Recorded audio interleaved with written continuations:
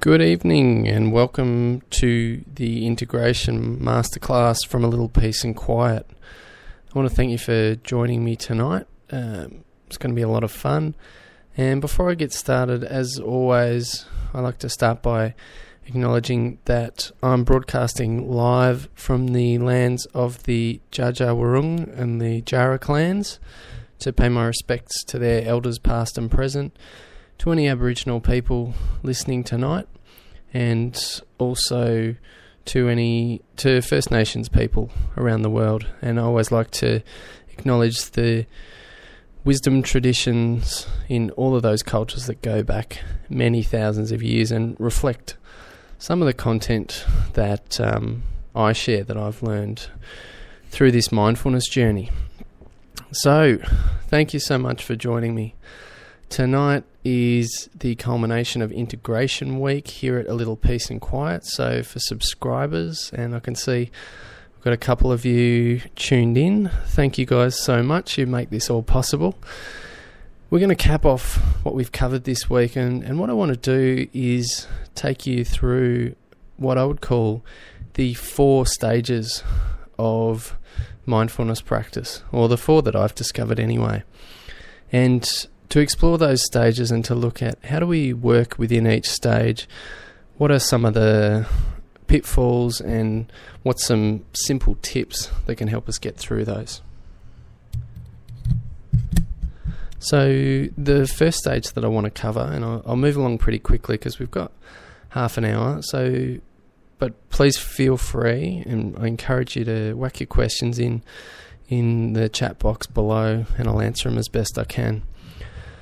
So the first stage of mindfulness practice might not sound like mindfulness practice at all. It's where we all started when we were lost in thought, we were stressed, we were anxious, and we were seeking happiness in the future. And we were thinking that the past had the power to control our happiness.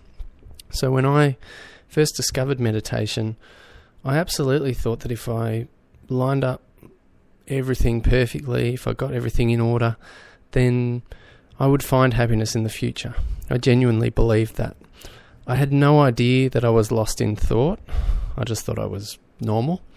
And I had no idea that the stress and anxiety that I often experienced was caused by being lost in thought.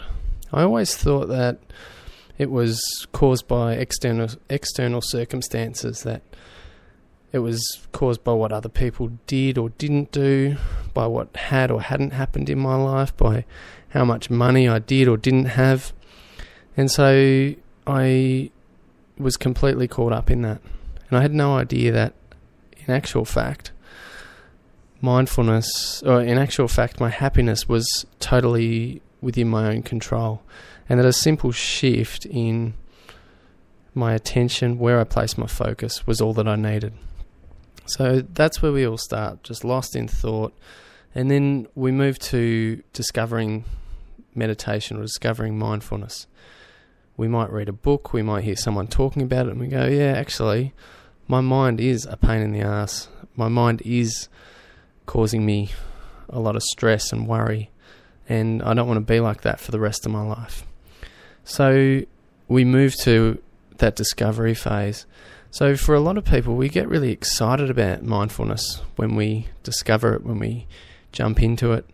And a funny thing happens, that the more excited we get about it, the more our mind starts to take over. So when I first started to practice, I found that my mind turned meditation into a goal. Like, I want to get to this thing called enlightenment. And to do that, I need to meditate for half an hour every day for the rest of my life. Or I need to be able to pay attention to my breath for 10 minutes without getting distracted. So for me, in my early practice, it was really serious. It was really dour. It was really not much fun practicing, because whenever I got distracted, my mind would come in and it would tell me off, tell me I was doing it wrong. It would tell me that it was useless, that I might as well spend my time doing something else because meditation wasn't working. It would tell me all these things that would create extra stress and made it harder for me in my practice. And what I eventually discovered was that even those comments from my mind are just a part of my present moment experience. So my tip for the discovery phase or discovery part of our journey is to just allow everything that happens. So your mind is going to be telling you that this isn't going to get you anywhere. It's going to be telling you all kinds of stuff. Jen, we've started. I'm just going to whack that in the comments. Just refresh your page.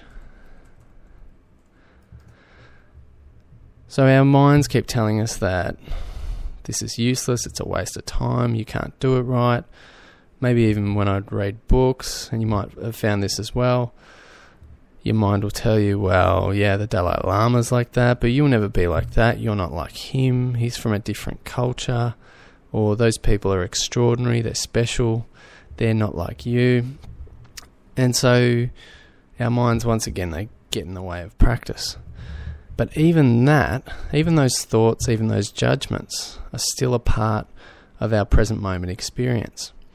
So even when your mind is rabbiting on, even when your mind is telling you these things, that's still a part of your present moment experience. So in that, when we're discovering, when we're getting those glimpses of mindfulness, and then we come out of it, get lost in thought again, and we get disappointed, we get frustrated, just go with that. Allow that to be there. That's a part of what's happening now, and it's quite okay. If you learn to still watch those thoughts, to be a part of or sit with the emotions that come from getting lost in the mind, your awareness continues to grow and your practice continues to grow. Because the only aim of mindfulness, we're not aiming for a certain state, we're not aiming for certain thoughts to be there or not be there. All we're aiming for is to tune into our awareness, to get more in touch with our awareness. And that awareness, when we get in touch with it, it continues to grow, continues to develop, continues to blossom. So I like to use, when I started meditation, it was like the factory line in my mind. There was something wrong with me. I was going to go along this conveyor belt of meditation, and by the end I was going to be fixed. The truth is that it's more like gardening. We set the conditions, we provide the conditions for our awareness to blossom, and that's like watering the garden, planting stuff where the sun's going to shine, and then it just happens naturally. I've got a question from a guest here. Why is our negative mind so strong? Well, it's not that our mind is negative, it's that our mind is worried, our mind is anxious. Our mind is always wanting to find happiness in the future, and our mind tries to do that by figuring out what was wrong with the past so we can fix it, so we can make it right in the future. Because the mind believes that we'll find our salvation in time, in the future, and that if we figure out what went wrong, we change it, then we'll be happy. So the mind is always focused on the things that it sees that haven't worked, more so. You know, some people, everyone's different in terms of that, but generally the mind will focus on what it sees went wrong because it's looking for happiness in the future. So when you're in that discovery phase and you're getting those glimpses of mindfulness or glimpses of peace, of happiness, it's easy to cling to that and to then be frustrated and upset when we inevitably go back to our other state, which is being lost in thought, being caught up in the mind. And that's a natural part of the process. That's what I always tell people. You've been practicing listening to your mind for a long time, for many years. So when you start stepping out of that, your mind has got a really strong grip. Your mind is going to keep dragging your attention away from the present moment. Your mind is going to keep sucking you into thoughts. You'll keep getting lost. And the practice is not actually that you just find awareness and then you just stay there and live a happy life. It's that you come back to awareness, you get lost in a thought, you go off wandering somewhere. You realize you're wandering. As soon as you realize that, then you're back. As soon as you're aware that you've drifted off into a thought, then you're back with awareness. You come back, you pay attention to now, and then the next second, another thought pops up. And our minds are very crafty. Our minds will start telling us thoughts about meditation because that's what we're interested in now. So it'll tell stories about meditation to suck your attention in. And then before you know it, you'll be away with the fairies thinking about something else, something completely different. And your only job then is to, when you wake up, just come back. And when you wake up, just come back. So my other tip for when you're in that discovery phase is, and every phase in actual fact, but is don't take yourself too seriously. Don't take your practice too seriously. There's nothing serious about it. There's no need to be serious and dour and act like it's a matter of life or death. It's good to be diligent in your practice in terms of being consistent and being serious about the practice. But when you're practicing, try and keep a smile on your face. Try and keep a light-hearted attitude, especially when you get lost in thought. Because has anyone listening had the experience that you've got lost in thought and then you come back and your mind says, oh, you got lost in thought again. What are you doing? This is useless. You start to feel stressed. You start to feel anxious. You start to feel upset. And you get lost in more thoughts. So it takes you further away from the practice of being here and now. The other thing is that when those thoughts arise, they're part of your present moment experience. They're part of now. So if you're resisting those, if you're fighting with those or trying to change them, or if you're thinking there's something wrong with what's happened because you got lost in a thought, then you're resisting the present moment again. Janet, thanks for your comment there. There's probably some truth in that we've evolved to look for dangers, and our mind is definitely on the lookout for problems. If anyone's mind isn't, please comment below and tell us what you've done to fix it. So there's this discovery phase that we move through where we get some glimpses of mindfulness, we get some glimpses of peace, and we want more. And so the trap to stay out of or to watch out for is the mind grabbing onto those, getting attached to those, and thinking that there's something wrong when you come back to feeling stressed or feeling worried. Carolyn, thanks for joining us. And thanks to Jen, Julia, and Janet, all the J's subscribers who have joined us tonight as well. So the next stage, and I'll keep moving right along, is I'd call it's kind of a practice phase, or it's where we start to settle into the practice. So a lot of our subscribers are probably in that phase where you've discovered this stuff, and now you're pretty serious about making this. It becomes a really strong, important focus for your whole life. That becoming fully engaged with the present moment becomes kind of the most important thing. And all of a sudden, other things that seemed like they were really, really important, like your job, your money, your relationship, they're still important, but there's this kind of underlying sense that if you can stay engaged with the present moment, that the other stuff doesn't kind of matter so much. So this is a kind of practice phase, a settling phase. Julia, thanks for your comment there. Yeah, it's easier to slip into a daydream. That's what our minds will tell us. our minds will tell us whatever they need to tell us to get us to pay attention to them. That's what the mind wants. It wants attention. It's like an advertiser. It's like our politicians. It just wants to be listened to. It wants to be paid attention to. So as we move into this practice phase, it's easy to actually lose track of what life was like before you started practicing. It's easy to think that this stuff's not making much difference, or I'm not doing it properly, I'm not being effective in it, because we start to forget what life was like before we started practicing mindfulness or practicing meditation.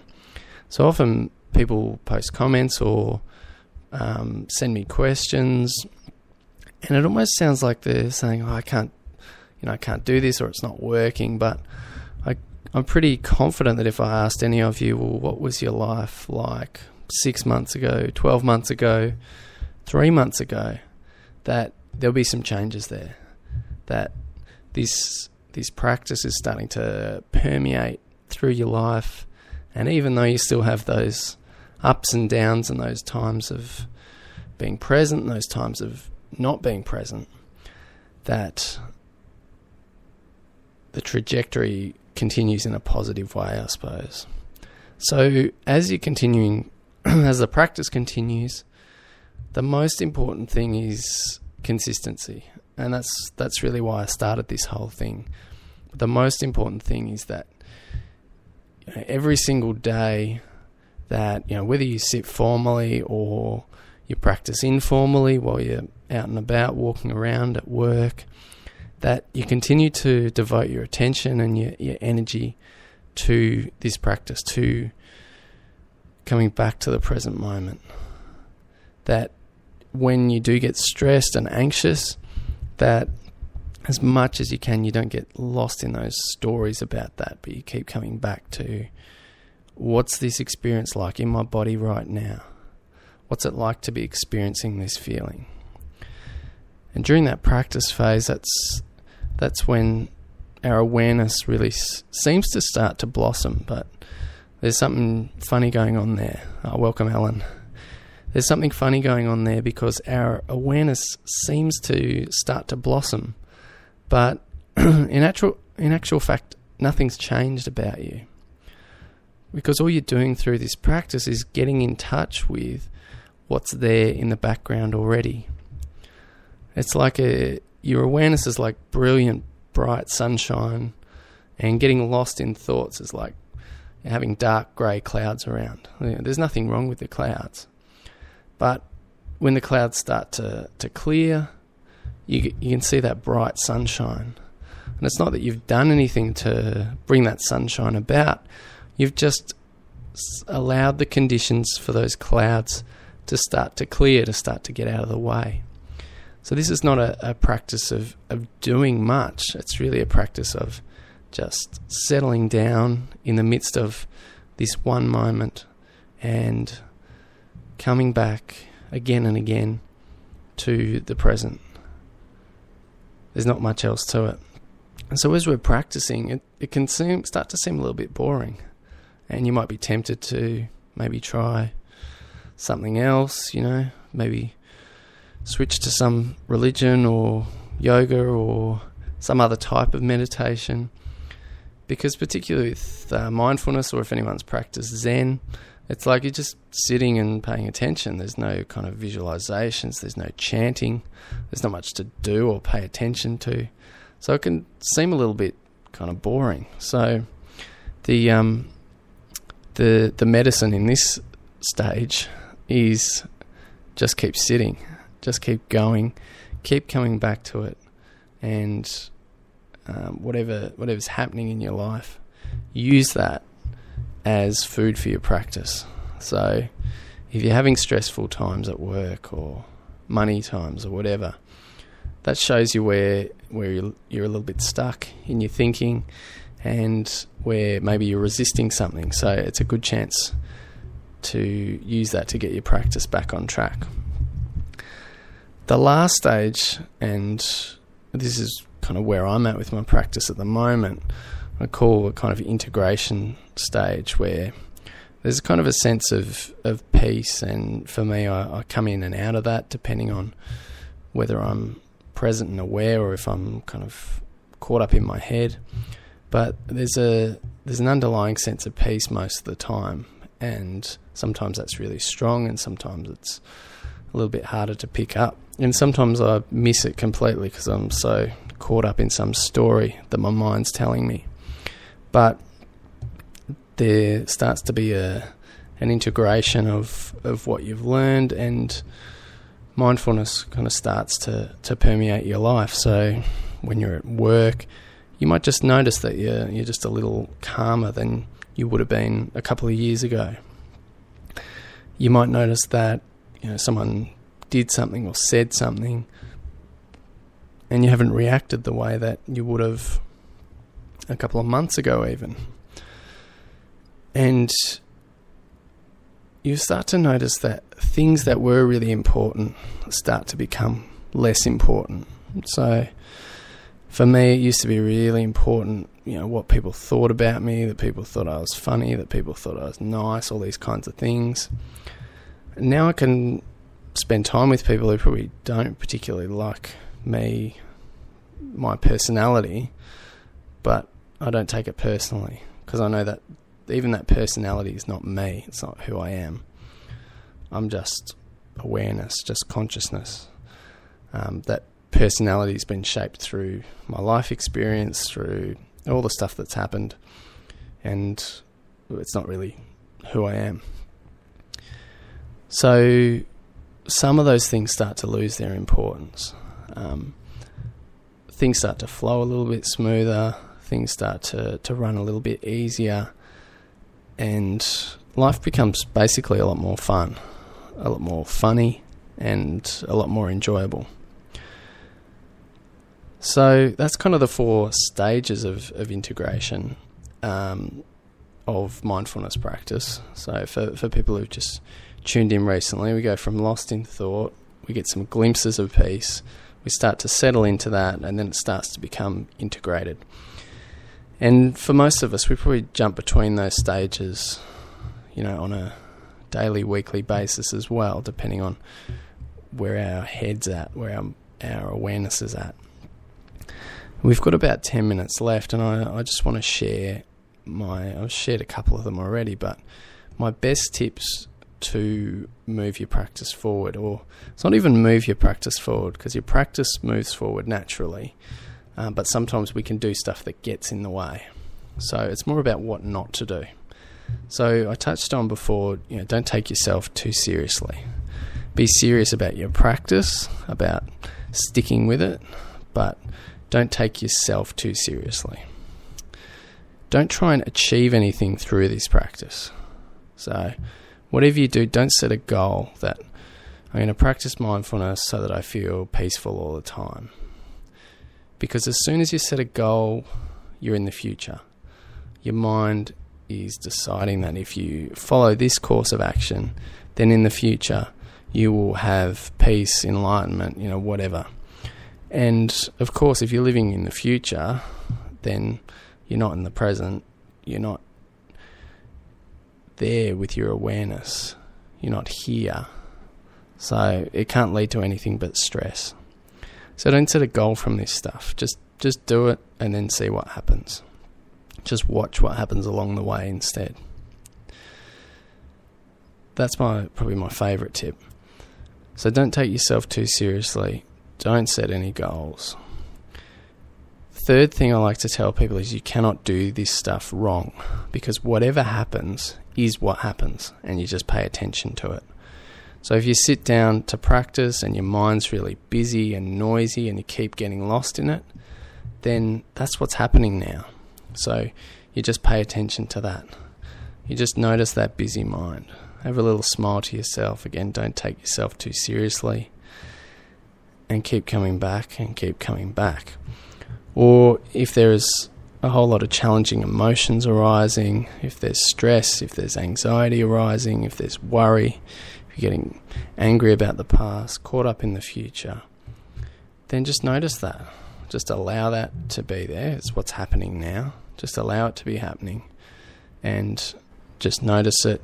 Use that to help build your awareness or to help connect you with your awareness. And the last tip, which we touched on this week, that I want to talk about tonight, is to use stress to your advantage in this practice. Because most people, when they're practicing mindfulness and they experience stress, they see it as some kind of failure. But if we're not worried about results, we haven't set a goal, and we're not taking ourselves too seriously, then stress can be a really good signal that can bring us back to the present moment. And it's something really strong that we can pay attention to, that we can be aware of, and that we can even kind of start to enjoy the sensation of a little bit. So when you experience stress, when stress arises in your body, rather than trying to get rid of it or trying to do something with it, just go into it, just experience it. It's the best alarm clock that you'll ever find for bringing your attention back to the present. Because if you can go inside your body and feel that stress and experience it 100%, then you're back. You're here now. You're in the present moment. So whenever you get lost, you will feel stress. Whenever you get lost in your mind, you'll start to feel stress in one form or another.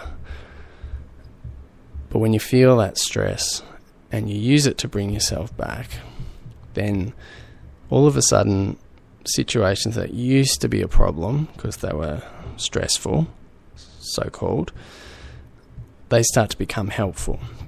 So when we can use that, whether it's stress or anxiety or fear or anger or whatever the emotion is, those strong emotions, you can't ignore them. Your mind doesn't like them. So they're a perfect opportunity to go into your body, spend some time, and strengthen that awareness. Allow that awareness to blossom. We've got about 2.5 minutes left. So if you wanted to ask any questions, please post them in the box below. If I'll still be online for a minute or two afterwards. But I just want to reiterate what we've covered tonight. So we've got those 4 stages that we start off with: lost in thought. We move to getting some glimpses and discovering the practice. We settle into that, and then it starts to become integrated. Now, don't see that as a goal you're working towards, okay? Because the other parts of tonight have been my best tips, and I'd love to hear your best tips as well in the comments below. But my best tips, which are: don't take yourself too seriously. Don't set any goal through this practice, ever. Use stress to your advantage. They're my 3 favourites. I know I've probably mentioned others, but they're my 3 favourites. So I'm about to wrap up for tonight, so if anyone wants to whack a quick question in, go for it. Otherwise, I'll say thank you for joining me. Thanks particularly to our subscribers, or my subscribers, it's just me here, for tuning in tonight and for tuning in during Intuition Week. Next week we've got a pretty interesting series on A Little Peace and Quiet. We're going to look at identity and the biggest barrier to consolidating your mindfulness practice. We're going to totally explode the beliefs around that, so it's going to be a hell of a lot of fun. Just down below, just quickly, there's a few extra mindfulness resources just below the comments box. And for anyone who isn't a subscriber and wants to jump on the mailing list, you'll see just above the masterclass player, there's a link to join the mailing list, and I'll send you whenever there's some basically free content or there's live events like this. Thank you so much for joining me. I'm going to wrap up now. Enjoy the rest of your night or day, and for subscribers, I'll be in your inbox tomorrow with another mini class. Thanks. My name's Ollie Doyle. It's been great to be here. See ya.